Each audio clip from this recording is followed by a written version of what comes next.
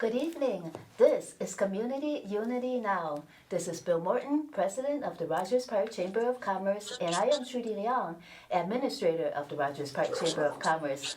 Our very special guest today is Ashley Taylor of Wide Step. STEP is Striving Together, Elevating Perspectives. Welcome, Ashley. How are you today? I'm fine, thank you. Hi, Trudy. Hi, Bill. Hello. Well, first of all, Ashley, please describe who White Step aims to serve and also its mission. Well, Wise Step aims to serve the underrepresented community within the disabled community, which is those who have been directly affected by senseless gun violence. Okay. And then also, how would White Step help individuals that have been impacted by gun violence, let's say, find a job? Well, Wise Step is aiming to become a resource hub for the community members who have been directly affected. Like I said before, what we'll do is be uh, a, we'll be a voice for those who have been affected by gun violence by providing resources for the community. So, like for jobs, we'll help them do job training, not just job training, but like interview preparation, mock interviews. They'll be able to get resume help. They'll be able to get resources within their community that they necessarily wouldn't be able to get. So we'll make sure that resources are all widely available for the entire city, for this community.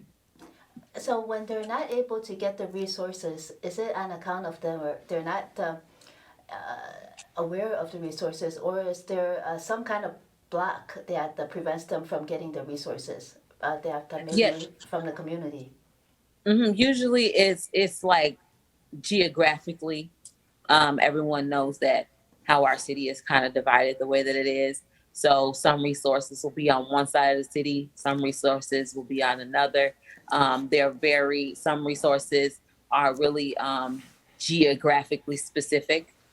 So we're aiming to make sure that we're a one city organization and group where we address the needs of all of Chicago residents that are facing small hardships, like trying to make sure that they transition from one job to another, or getting mental health resources that they need to address any PTSD or any mental illness issues that they may be facing because of the traumatic experience they experience. Are you primarily focusing on the underrepresented, actually the people who are actually physically disabled, or are you also supporting the mental health of the family or PTSD? It's both. Our target audience are those who have been directly affected either physically or mental. So we know that gun violence um, get, also results in mental illness.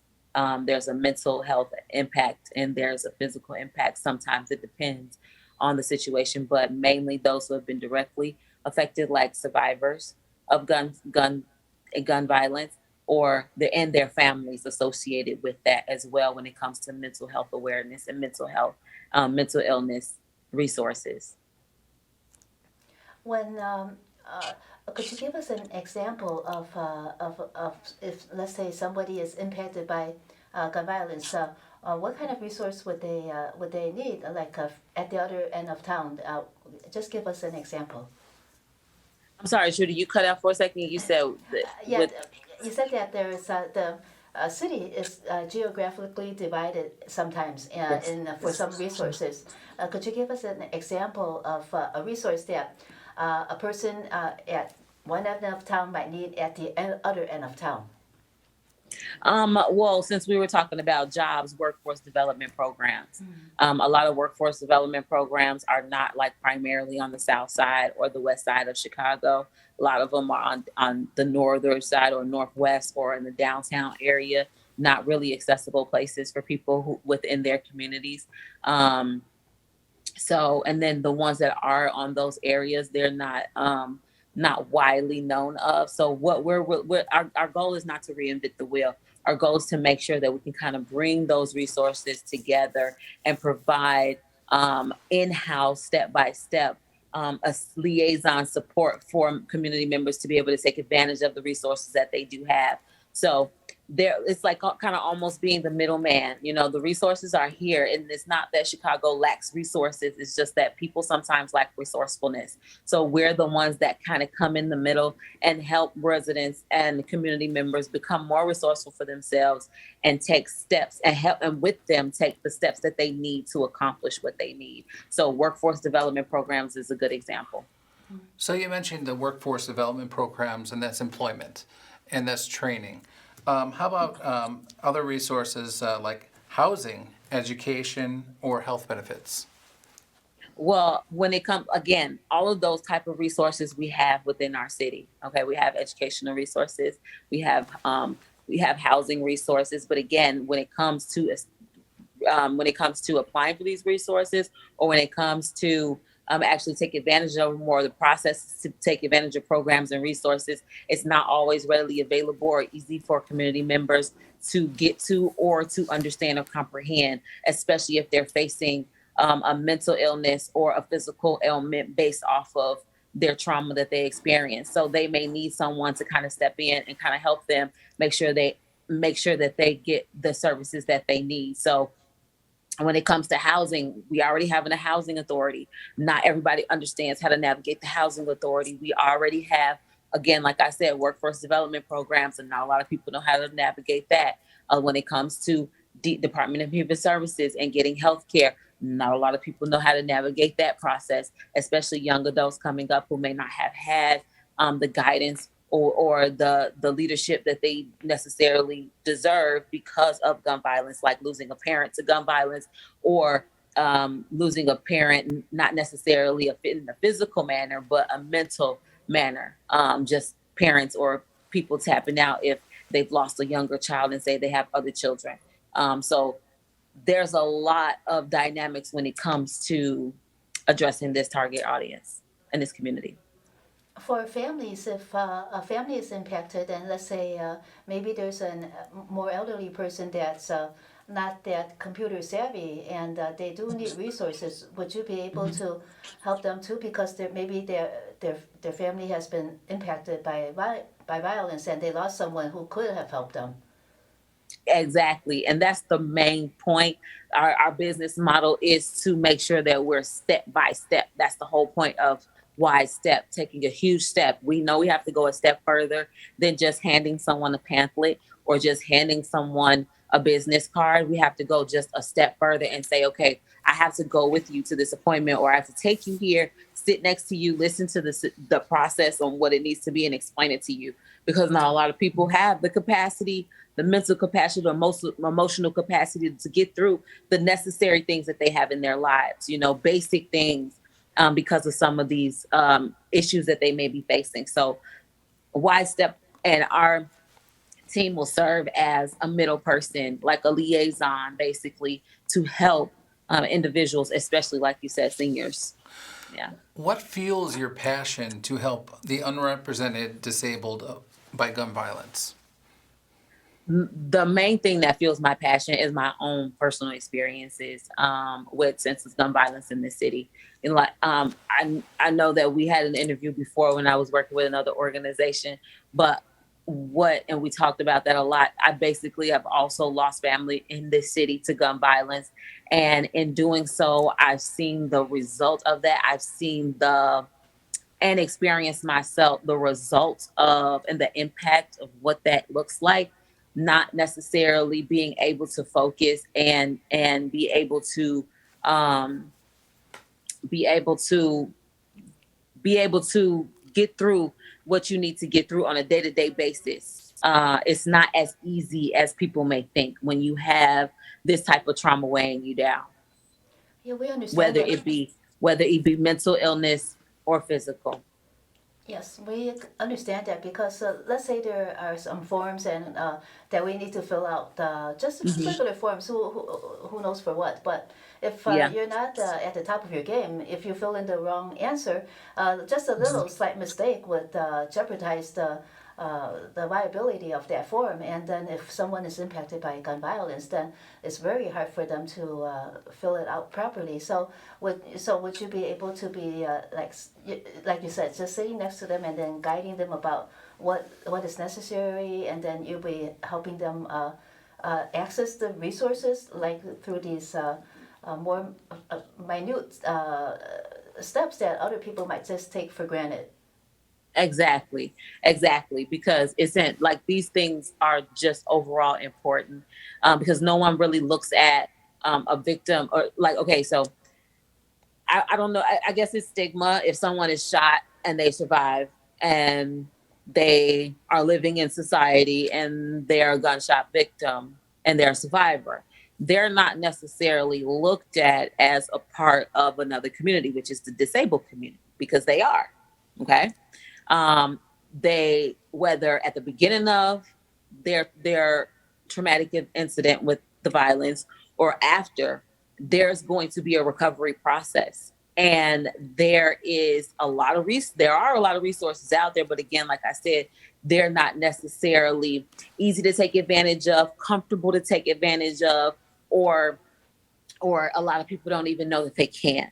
So to be able to be that person to say, no, I understand. Like, you have to look at this person or this survivor as someone who has a disability, just like you would look at someone with a disability that you felt like was born with a disability, like a learning disability, or um, um, any other type of autoimmune disorder or any type of issue that causes someone a disability or to qualify as, a disabled person within that community. Those things are recognized, but it's not necessarily looked at that way when you're having a survivor, someone who has been affected by gun violence directly like this. So being able to be that person and that group that says, no, this is a demographic of people and they have to be represented properly, identified properly, and helped properly, just like you would someone who's coming, in a wheelchair. They're essentially in a wheelchair, but in a mental wheelchair. You understand what I'm saying? So Yes. being able to understand that and represent these community members properly to make sure they have access to the right resources and know that they have access to them, and educate them also through workshops, community events, and different other activities, so that they can elevate their perspectives and get themselves in better standings in their lives. So in events, there will be an opportunity for them to mingle with the community and Mm-hmm. get out of their shell a bit, right? Yes, absolutely. And for returning citizens, would they be also helped?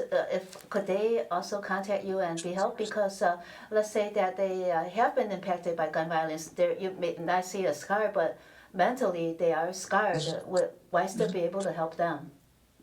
Yes. So doing that, wise step is taking mental illness awareness and resources extremely serious, really more than anything, because that's really, whether you have a physical ailment or whether there's not, there's always 9 times out of 10 going to be a mental one.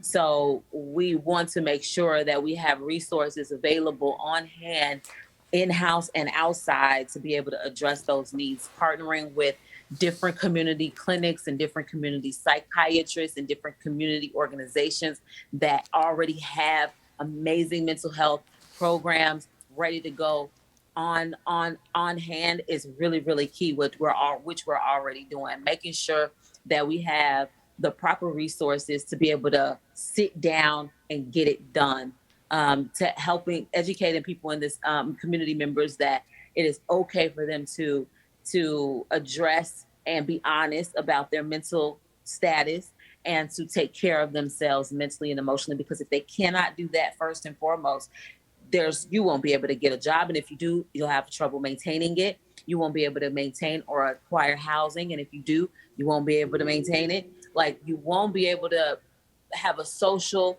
life the right way. Relationships will be fractured. So mental health is really, and addressing mental illness is really at the forefront, of our mission, to make sure that we really start educating and encouraging our community members to value themselves that way. There are a lot of steps to take in order to function well in life. Let's say that you are able to find people housing. They would likely still need your help even after they have found housing in order to maintain that housing. And you're able Yes, to, exactly. Wise Step is able to help, right? And then yes, and then of course, like sometimes people don't know how to communicate and how to work with landlords. You know, that's a very difficult thing for a lot of people, especially in this space, dealing with traumas, dealing with PTSD, needing a liaison, someone to kind of come in the middle and help be a moderator, or just someone to relay a message, kind of just a middle person that understands. Not, I mean, and it takes it a step further from just like a personal assistant or just like someone that's just assisting you. You know, we kind of understand, not even kind of, we absolutely understand why it is you're not able to do this, that other people would look at and say, oh, you should be able to do this, take care of your business. You know what I mean? It's not always the same, and it's not always easy, especially for someone who is suffering from a mental illness due to a trauma in a community that they're not even recognized in, you know, especially what they're experiencing. That's huge. So being a part of the ecosystem and an environment where that's not only understood, but it's valued, and you can get the help that you need without any judgment, so that you can pay a bill on time, so that you can make sure your rent is starting to get paid on time. It's not that people don't want to do these things again, but a lot of time it's just they're not able to, because they don't necessarily have the capacity to, mentally and sometimes physically too. So being that person, and being that resource is really important. I was just thinking, with so many daily shootings in the city of Chicago, and such a depth of gun violence in our city every single day, the transition from the hospital, there's Yes. got to be so many victims of gun violence. Yes. How will you tackle the sheer numbers of people who need help? How many can you help, and how will you do it? The number of can is the number that we can, you know, like the number of how. Okay, so when you said how many can we can help everyone who is willing to accept our help. That's number one. Okay, and number two, um, uh, how we're ready to tackle this. I know we we are working on establishing, like I said before, partnerships with organizations that are already kind of in this realm. And I've already worked with one in the past that works with trauma victims after they reach the hospital after experiencing a gun violence situation. And then us developing with that partnership, going a step further, like we said, a more intricate and advanced liaison situation where members of the community who are suffering from this can have that same advocacy at home. So it's the same process, just being able to have access. And the way we get these community members is teaming up with this organization. I can't remember the name of it off the top of my head, but it's an organization that already works with community members, once they are in the hospital. Like they get calls, like even in the middle of the night, when there's a gunshot victim, when there's someone that it gets hurt, then they have people, crisis care agents that come and speak with them to really get to the bottom of what it is that what's going on. Partnering with these people will help us develop the programs or the initiatives that we need to be able to help them with this transition, as well as our partnership with UIC doing the same thing with the student body there. We also know of some community members, a businesswoman. She worked so hard for so many years to build her business, and it was burned down, and it was an fire and total loss. Would you be able to help someone like her, because she is so scarred, and she's having such a difficult time grappling with what she needs to do?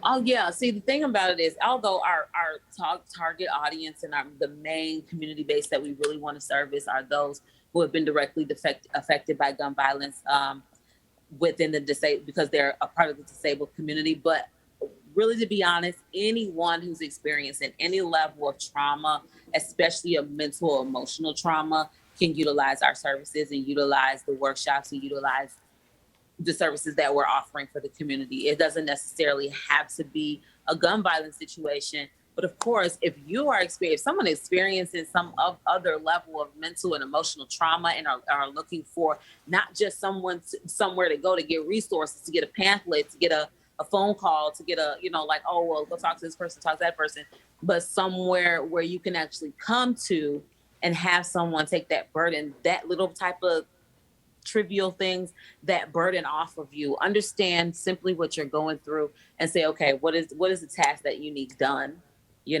and provide you step by steps on what the process need, what's going to happen, what you need done. Because we're not going to make anyone do anything. Okay. But if you need help, whatever goal it is that you're setting for yourself, whatever it is you need to accomplish, like this woman, she wants to rebuild her business, but she's just emotionally scarred from that. Helping her deal with that emotionally is key. Helping her look into her small business resources to help reestablish her business is key. Helping connect her with someone who's already in that space, already in that realm, or has the knowledge already in the industry on how to restart a business is key. Providing her with the resources and the support, not necessarily resources, but the support, the community around her, so that she can accomplish what it is she wants to accomplish after that, the recovery process. Well, you're a master of resources. So for you, what was the biggest obstacle in establishing White Step? The biggest obstacle in establishing Wide Step was, I believe, just establishing Wide Step, just trying to figure out when I was making the transition from one nonprofit to my own. And it was just trying to make sure that I could stay in the realm of helping the target audience that I love to serve, the community that I love to serve, which are those who have been directly affected by gun violence. Because that's so close to my heart and to my passion on what I love to do. So I wanted to stay in that realm, but I wanted to take it a step further and really be of service and really push the needle. I didn't want to just be another organization that's, doing a small workshop here and handing out a pamphlet here and just sending you on your well wishes. I want to take it a step further. And my passion is to take it a step further and not just have a workshop about mental health or what it looks like in the warning signs, but also to meet with you and take you to your psychiatrist appointment if you need that, not because you don't have transportation, but because you need that moral support of someone who understands what you're doing and why you're doing it. That is huge, and it makes a big deal. It makes a big difference. And that's just mental health. We're talking about helping young adults establish and just getting an ID or getting their birth certificate or getting, filling out a job application. Simple things. You should be able to have someone come. You should be able to come here and say, no, I need help with this and I need someone to sit down and help me with it. And we have to go a step further. We have to just go a step further. We have to take a wider step when it comes to helping our community. What if there are some individuals who are having mental health issues and are have to address racism in the workplace? Would you be able to help those individuals as well? Oh, absolutely. So right now, working with, I've already partnered with UIC in the disabilities department, and so with that partnership, we're working with the student body and on different avenues being able to address the different dynamics when it comes to race, and because we definitely did that last semester. Talked about how how gun violence impacts different demographics of people and different groups of people. And so we definitely understand that it is different for African Americans, for Caucasians to Hispanics, and everyone else in between. So the best way that we feel to tackle that is representation. So being able to have people that also represent those communities, who understand the communities and the culture, and then what gun violence means to that culture is number one and is key. How difficult is it for your clients to leave White Step and step out on their own? It wouldn't it wouldn't be difficult, and it's not going to be difficult because we encourage you to step out on your own. That's the whole point of what we're working on and what we're doing. The whole point is to elevate our help elevate our perspective, our community members' perspective, so that they have the motivation, the courage, and the enthusiasm to go out there and make sure that they can take the steps they need to accomplish whatever goals they set for themselves. So the only way that they would not want to leave Wide Step or even come back is to then be a mentor or a step partner for someone else who's looking to do exactly what they were doing. And no one will understand it better than themselves because they've been through it all. Yes, exactly. And everyone who goes through the STEP program, our STEP programs, any of our STEP programs, whether it be through mental health or job placement, housing, or whatever the case may be, has the opportunity to be able to come back and be able to help those, mentor those in the same space, even if it's small business, because the main idea is to partner with our goal now is partnering with those in the community who are already at this level.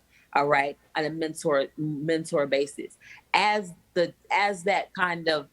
we have different graduating classes, right, of those who are like, oh, we got through this class, we got through this workshop, this step course, this step workshop, then they have the opportunity to come back and show other community members and those who want to do the same thing that they did. We have a young man, a barber. He started from nothing, started his barbershop from a mobile bus, and writing his own grants, starting his own business, self-taught himself, but very much in the mentor mentality, ready to mentor other young men, other young women, ready to do the same thing. And that young man is doing very well now. You said it's a mobile barbershop. Yes, a mobile barbershop. Yes, he is on the road in Vegas. That's awesome. Yeah. So could you tell our viewers maybe some contact information, how they can reach you? Okay, well, yeah, I can be reached by email at widestepgroup@outlook.com. That's WIDESTEP group, GROUP @outlook.com. And of course, I can be reached by phone at 773-999-8216. And can we do that phone number again so they can write it down? Yes. 773-999-8216. 8216. Okay. Yes. Well, thank you so much, Ashley Taylor of Wide Step Group, for joining us today on Community Unity Now, the D Tycoon Show, and sharing with us your resources for resources. Yes. Thank you, Ashley. This is Bill Morton, No President of the problem. Rogers Park Chamber of Commerce, and I am Trudy Leong, Administrator of the Rogers Park Chamber of Commerce. Thank you so much for joining us tonight. Good night.